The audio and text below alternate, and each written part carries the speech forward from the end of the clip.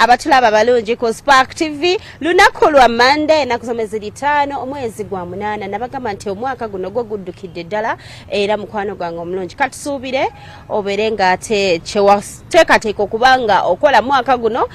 olina wokituusiza amaca g'olunaku olwaleero mu programu yaffe Spark ku maca ndina ow'ekitiibwa Honorable Godfrey Kiwanda Suubi ng'ate ono munnange ye Vice Chairperson wa NRM mu Buganda Region. Nsanyusa okulabako Honorable. Naye nsanyusa okulabako Asha. Wasuza otya ssebo? Nasuze bulungi. Alhamdulillah. Naye mbalamusiza abatulaba. Mbuliza ku bantu b'Emityana. Bali batya? Okusooka njagala okubalamusaako bannamityana naddala mmwe abakikandwa Buleera ne Kalangaala bamityana North. Mukimanyi tulina omwoleso gwaffe ogwakisoboka ogw'abalimi n'abalunzi ogukola emirimu ogutandika wiiki ejja. Wiiki ejja 13-14 tujja kuba kikandwa ku Church of Uganda e Kalangaalo, ate 15-16 tujja kubeera Kalangaalo ku Kisoboka Gardens, ate 17-18 tubeere e Buleera. N'abayimbi bonna nga bakulembeddwamu Ronald Mayinja, Misa Kisumakula, King Saha bonna tugenda kuba nabo nga tusanyuka nga tukola tugenda kukola mirimu. Kale Honorable kisoboka muli mutya abantu b'Emityana nga engeri gye babuuzizaako Honorable tutandikirawo tukusuubire jendi tulina yagenda omanyi ffe mu Luganda baga nti wova toyombye wootera okudda. Tugenda tukiriza olugero lw'Abaganda lwennyini. Yes, omanyi Ssaabasajja Kabaka nti olugero lwatuukire nti enkuba eryokaanga n'etonnya ne tulaba ensiisira bwe zenkanya emyoyo. Kati bannamityana bagenda kutuukiriza olugero lugamba nti wova toyombye wootera okudda. Honorable mwebale kukola. Kale mukwano namwe mujebale n'abantu bonna bannayuganda tubeebaza. Achievements nyingi nnyo eza gavumenti ya NRM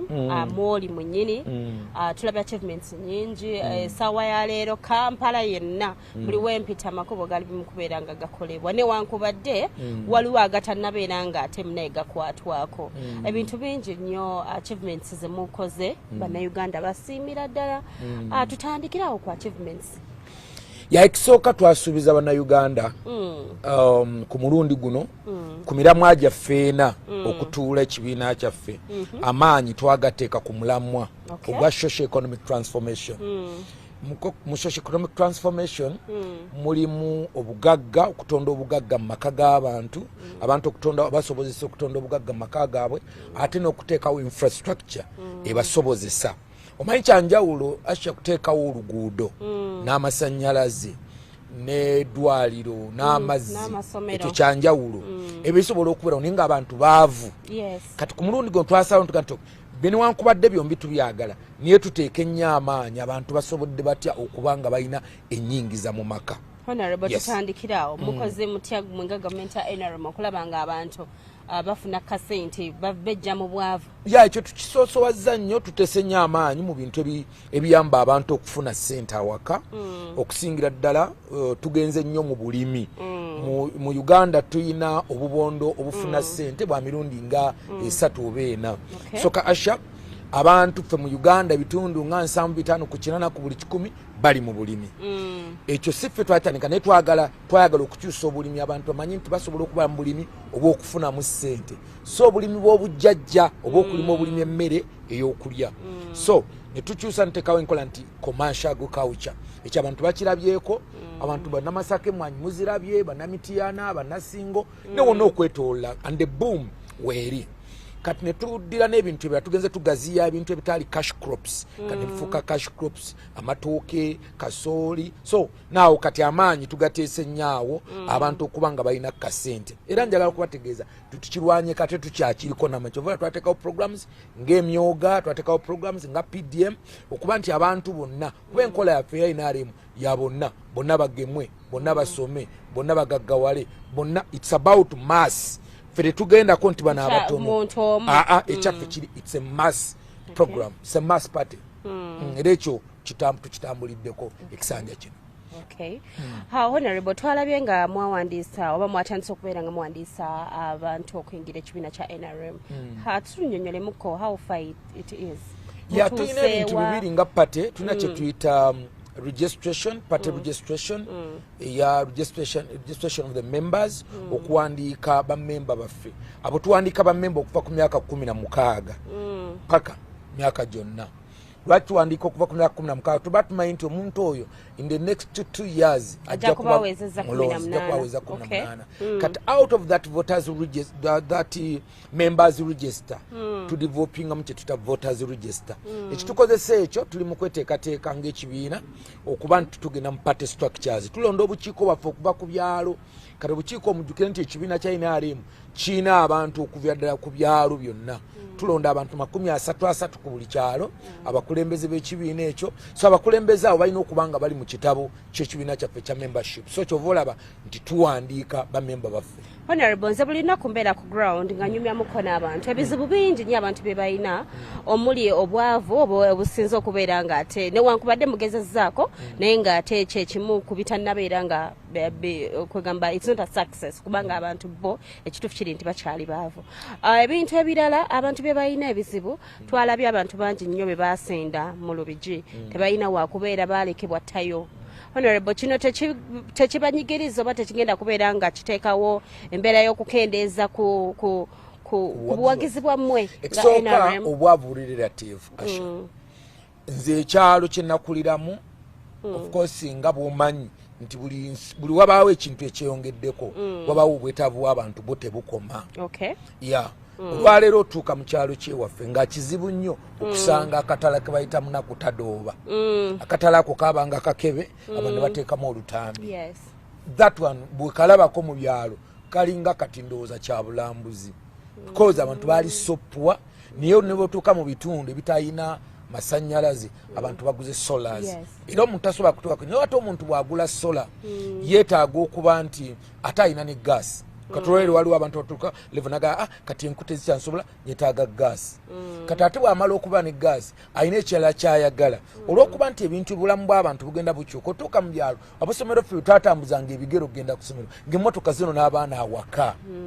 so kale omuntu bw'atuuka ekiseera nga talina ssente zasasulira mwana kugendera mu vaani ya ssomero oba olwedde nabwo bwavu twasomanga ng'omanya nti osobola okugenda mu UPE kati bw'atuuka ekiseera ng'omuntu tasobola kusasula emitwalo 30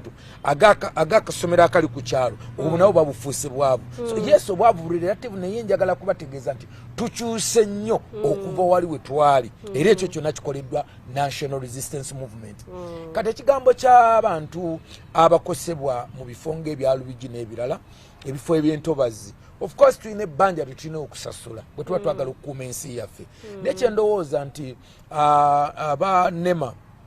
aba National Environment kibiina kyaffe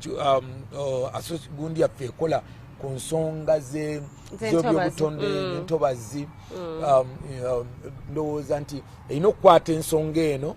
mu ngeri ennungi naye ekisinga obukulu nammwe abantu kwe kuwulira omanyi problemu ebaddewo abo bonna bola abantu abasende baba bawadde warning niye badde bawa warning ebbanga ddene olw'okuba nti eggwanga laffe lirimu abantu abali b'enguzi omuntu ajja n'abawa warning n'abajjamu ssente z'abajjeemu n'ata implementinga kyagenda awo wennyini honorable wangambidde nti eggwanga lino lirimu abali b'enguzi wenjagalira ate obeere ng'otunnyonnyola naddala ggwe ali mu ruling party mukoze mutya okubeera nga mulwanyisa enguzi eno tulabye abantu ab'enjawulo bavuddeyo nga beekalakaasa ate ne bakwatibwa mu kubeera nti bagezako okubeera nga balwanyisa enguzi emabegako 2019 twalaba nga owekitiibwa president ate yavaayo koona abeera nga akola ekintu kyekimu abaana bano kye bakoze ekyokubeera nti batambula abantu bano gavumenti ya NRM ekoze etya oba gavumenti eri mu buyinza ekoze etya okubeera nga erwanyisa enguzi kuba naawe okkiriza nti mu ggwanga lyaffe mulimu enguzi enguzi weeri naye abantu kye balina okumanya naddala abaana baffe abazzukulu ffe abaana baffe kwe kumanya nti obutaba na kabuyonjo waka ate togenda ku dayiningi tokuba temuna kabuyonjo kakati kamukojobe ku dayiningi tuyinza okuba tulina kabuyonjo naye ate omuzzukulu newankubadde ekyejo oluusi muba nakyo togamba nti kansitame ku dayiningi okulaga taata nti tetulina kabuyonjo waka kati newankubadde tulina ekizibu ky'enguzi naye ate tusobola kukozesa ekizibu ky'enguzi okudistroyinga eggwanga lyaffe bakadde baffe balina kye bakoze waliwo ebitambudde waliwo abantu bazimbye akayumba kaabwe mu buzibu ennyo Asha ozimbye akayumbako oluusi oguzeeyo akamotokako naye gwe olowooza nti oyagala oteeka okukyankalanya mu kibuga akamotoka ka Asha bakookye amusajja abateese wano investment zaabwe nga bateesewo NTV abateesewo petrol station muzookye tekiri si kiteeketeeke balina kulaga batya obutali bumativu era mu ngeri ennuŋŋame obulungi nga president bwe yalunga nti tuyinza okuteekateeka okuvaayo nga kuno netwogera netufuna press conferences naye ate siga ntugere tulinnya ennyanya za maamawo ezeyateese ku luguudo Kaleerwe kuba n'abantu abalala baagala okukikozesa gweyinza okuba nga intention yo nnungi naye abantu abaagala okukiyitamu okutuukiriza ebigendererwa byabwe ebirala nabo baba bangi however ekigambo ky'enguzi kinene tetugamba nti kitono naye si kyekisoose okuba ekinene mu Uganda bwebiri tulwanyisiza ebizibu okubanga eggwanga lino liyise kiwa okuba nti luli abasirikale baatulanga mu nalowooza ntino ateesewo road blocker najja abantu ku ssente n'abajjako abantu era njagala nkubule Asha teriyo ggwanga litateredde lisobola kwogerwako nti bali enguzi nga tumaliriza honorable eggwanga limala kutereera ne balyoka boogera ku nguzi honorable nga tumaliriza tulaba nti mugenda next year mugenda mu kalulu mu bululu bwa primaries mweteeseteese tuli very ready okusooka tuli ready okuddamu okulembera eggwanga lina omuntu nga munawangula akalulu mubeera n'ebintu bisatu ekisooka mulina okuba nga mulina candidate amalako ku buli kifo ekyokubiri mulina okuba nga mulina message gye mugenda okugamba abantu ekyokusatu mulina okuba nga mulina resources ezibatuukako n'ekyokuna ekisinga obukulu mulina okuba nga mukoleramu nga ttiimu kati tuzimba ttiimu yaffe kuva mu structures okuteekawo bakandidate waffe ate ne kandidate waffe January Kaguta Museveni akyamalako honorable nateera mukwano gange omulungi gwe tuli naye amakya g'olunaku olwaleero njagala obeere ng'oba owa obubaka obusembayo eri bannayuganda olwaleero abakulaba ku Spark Kumazzi bannayuganda kyensinga okubagamba ekisooka struggle esinga obukulu mu bulamu bwo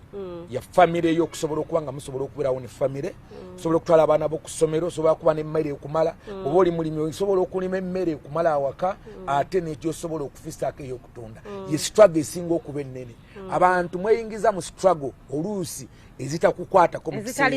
ezitali zizo fuba nnyo kyonna ekisoboka gwe weewandiise kubanga omukulembeze omukooye either member wa parliament oba president obani gwe kikola ekintu kimu kyokka genda weewandiise kubanga omukulembeze ali corrupt kyobataga kati olaba babaka parliament babulayo omwaka gumu muddeeyo oli muvubuka oli mwana muto oli ki gwe weesimbewo wala ebintu ebagamba commercialization of politics kasita oba ne message eri abantu naye oba nga toyina ssente abeva wane akalunga n'emyaka 23 so I know what it means okugenda mu bantu kasobera nga weteeseteese bulungi n'ogenda n'oyogera n'abantu n'ebino emwogera munondo olwokuba ndi muto olwokuba ndi mukatoliki ebyo bibalemesa please genda mu bantu olina message siwolokosa olunaku olwaleero mbadde n'owekitiibwa honorable Godfrey Kiwanda Suubi ate mukwano gwange omulungi nyongere kujukiza nti ne vice chairperson wa NRM mu Buganda region ate nga atunnyonnyodde n'atugamba nti abantu b'emitiana agenda kubanga akola atya komaawo wova toyombye watera okudda ku noti 7 Jackie Fashions msange wali na mungona za Asha Nabs polote tali konkayana tusisingana olunaku lujja kubeera lwanca mweraba